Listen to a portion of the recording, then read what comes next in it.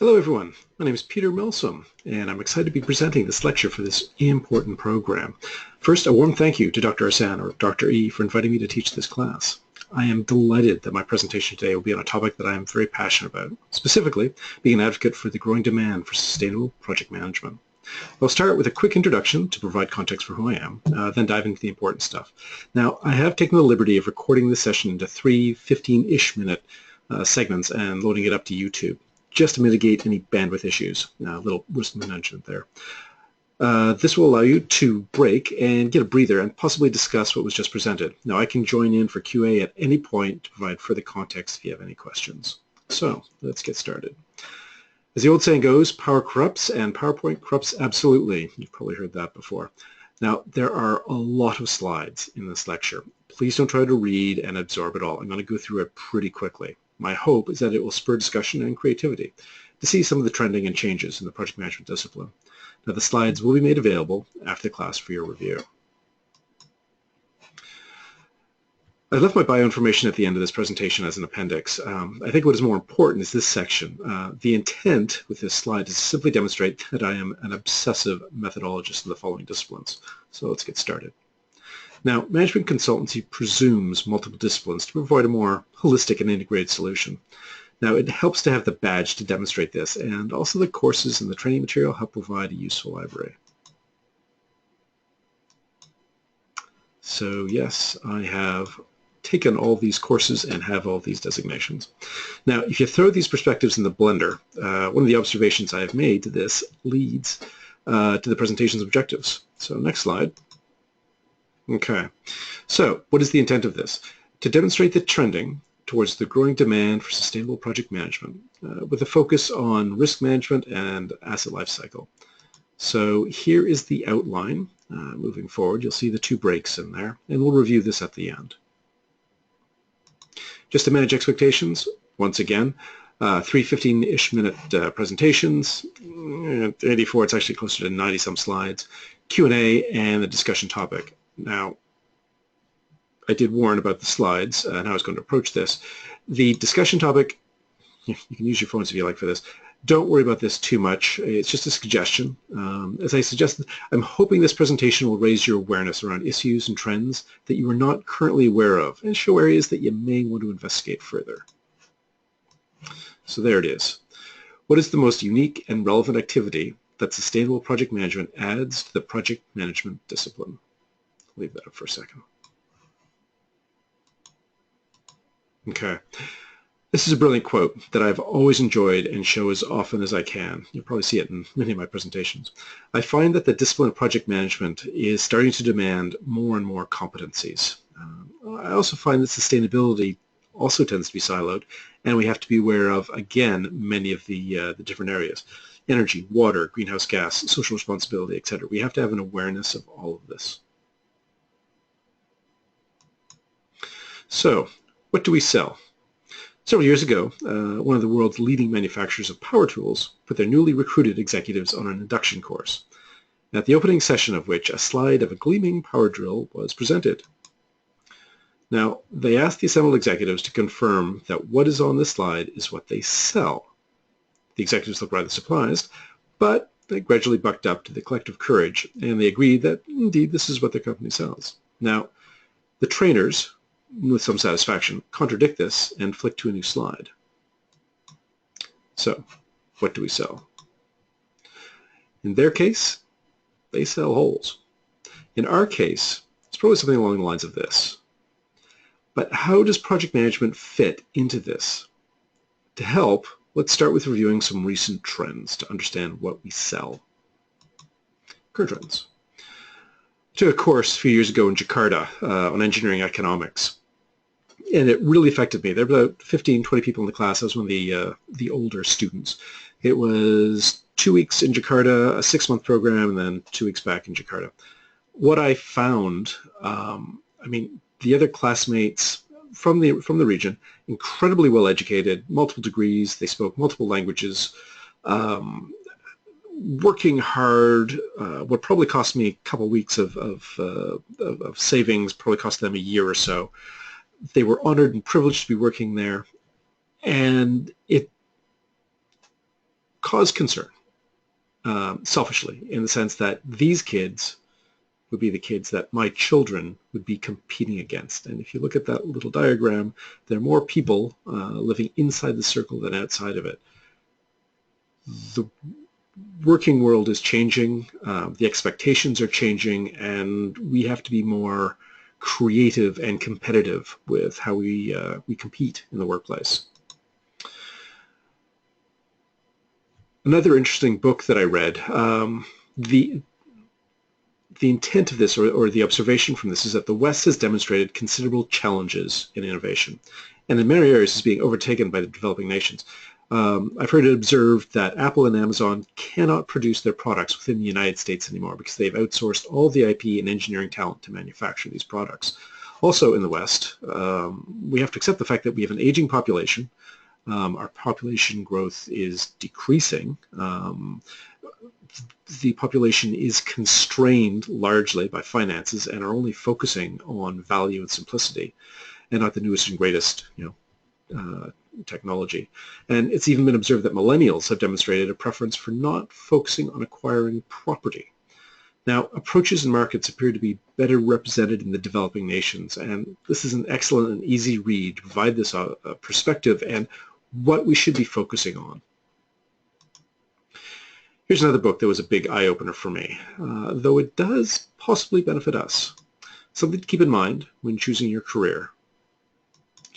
Now, the next slide will help provide more guidance, but the point from this being that the number of doctors, teachers, accountants, architects, clergy, consultants, lawyers will be reduced because it will be replaced with other technologies, computers, robotics.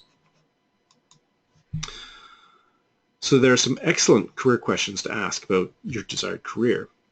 But also, I'd suggest asking the question how you think project management fits into this. Also keep in mind now, remembering the conspiracy theory of why Google is investing in self-driving cars, fundamentally, they want people on the internet all the time. They're spending money on self-driving cars so that people can spend more time on the internet. That's an interesting perspective to keep in mind. Here's another one, which I think you're all aware of. Contract project engagement, often called the Hollywood model. There's some interesting quotes there. So employment is transitioning to short-term contracts or project focus, which I think highlights the need for everyone to be competent in project management and its associated disciplines. More specifically, though, we really have to be good to provide the client with the greatest value and benefits. So, very quickly, we reviewed some general trends. A few are a cause for concern for some, but more importantly, they allow us to ask the right questions and seize opportunities. Now, the next section will focus on recent project management trends, a little bit closer to heart. 1. Organizational focus is changing from an operations to a change focus. All right. I find this diagram is a great representation of the associated disciplines around change. Alignment to strategic objectives, deciding on what initiatives to focus on based on anticipated benefits through portfolio management, executing through projects and programs to support the business and deliver the expected benefits. Here's another slide that I find really important. Now, I've seen various estimates. 30% is the general one, though in Germany I've heard it's 40% of GDP. Is focused on projects. So even though I can see some arguing that GDP is not the right metric, one can clearly see that the importance is growing for projects. Here's another representation of this. And again, keeping in mind, with the changing environment and in this world of hyper competition, there's an increasing focus on changing the business. So as we all know, time to market is more rapid, cycle times are quicker. Just looking at common everyday things, media operates in seconds, songs on the radio disappear after a few weeks, possibly never be played again. From an organizational perspective, changes are managed activities to move the organization from one state to the next. Ideally, these changes result in achievement of the organization's strategy or an ROI. Now, most sustainability initiatives, or CSI programs, are only focused largely on a small part of the operations, leaving as much as 60% of the business unexamined. So interestingly enough, how does this affect project management? So, despite the challenges with many of the professions, project management looks particularly promising based on growth and demand. However, there are still issues that we have to deal with and trends we have to be aware of. One, this is a big pet peeve of mine. Our industry, project management, has spent bazillions, it's probably a made-up number, in improving project management. To what end? About the same, slight improvement, slight decline. Now, unfortunately, we don't have time to discuss the issue of what is project success or other key areas such as sponsorship or portfolio management. But we can look at areas where we should be investing our resources and attention to improve quantifiable project success.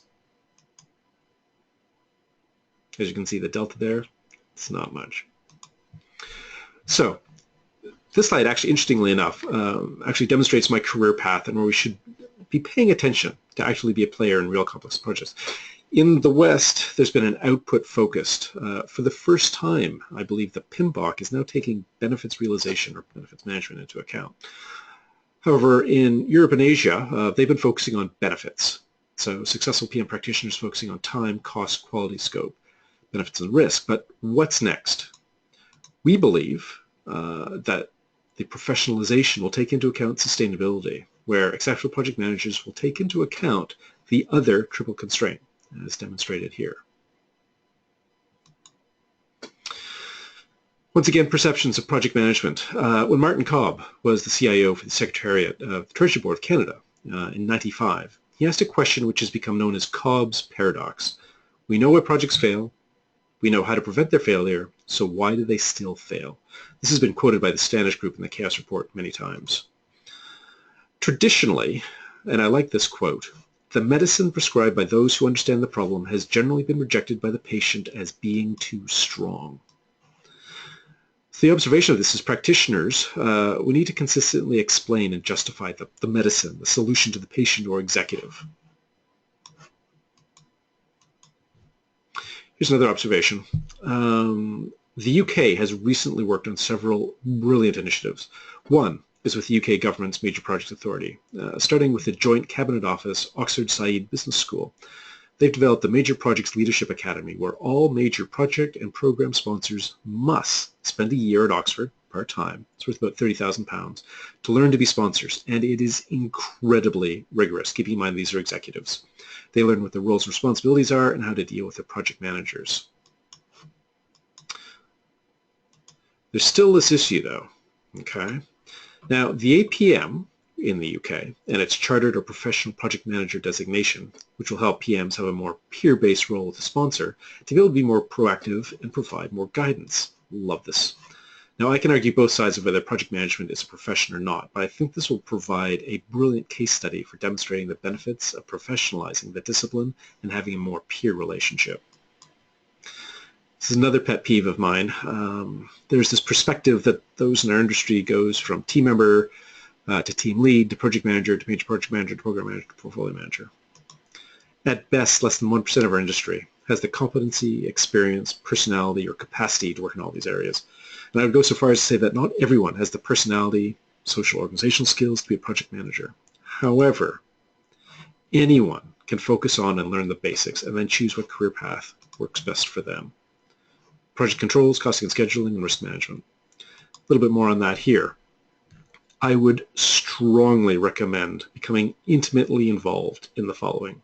Now, if I can learn engineering economics, statistics, costing and scheduling using YouTube, anyone can, and is really helpful for later topics, risk, business cases, value, and benefits management. There's some fun references there.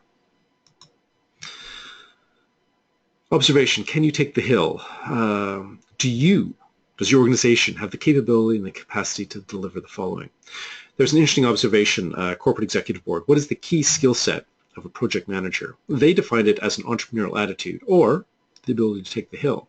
Interestingly enough, at the IPMA Research Conference in China, in Tianjin last year, asked the same question, and their response was interesting. They perceived the key skill set as politics, not big P politics, but small p politics.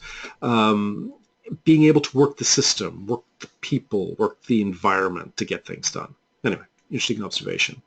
One that also I find curious is not well discussed in Western methods frameworks on project management.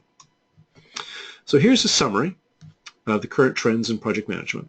Now, it's just a quick glimpse into current project management trends. It shows there is growth and demand. It shows that times are changing, and we have to change with them to be relevant. It also provides some suggestions for how to do this. Now, the next section will build on this and help reinforce some observations by discussing trends in sustainability.